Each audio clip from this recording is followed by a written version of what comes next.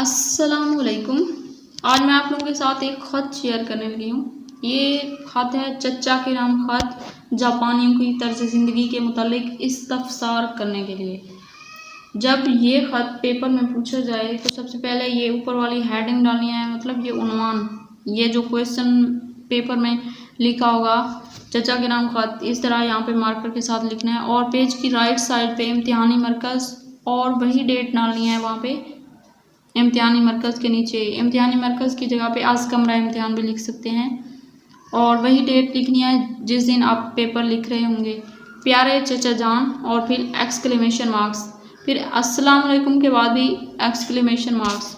अभी अभी आपका ख़त मिला, पढ़ा, बल्कि बार बार पढ़ा, अम्मी जान को सुनाया, अब्बा जान ने भी पढ़ा, सब खुश हुए।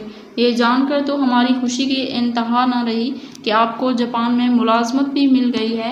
आप भी चाहते थे कि पल भर में जापान पहुंच जाएं। अल्लाह ताला ने दुआ कबूल की और आपकी ख्वाहिश पूरी हो गई। इंसान खलूस नीयत से काम करता रहे तो मेहनत का सिला ज़रूर मिलता है। आपने भी रात दिन मेहनत की, जिसका समर आपको एक आला ओहदे की सूरत में मिला। यह ओहदा आपकी शायान शान और बेहतर रोज़गार का ज़रिया भी है। चचा जान, हर मुल्क और इलाके की अपनी अपनी रसूमात और इक़दार होती हैं।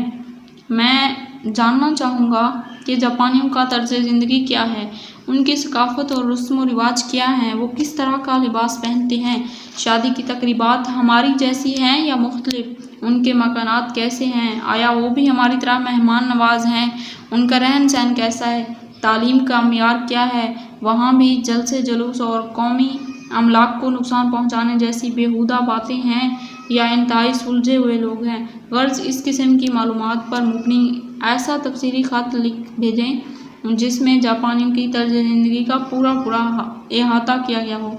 चची जान की खिदमत में सलाम, वस्सलाम, आपका भतीजा अलिफ बेजिंग।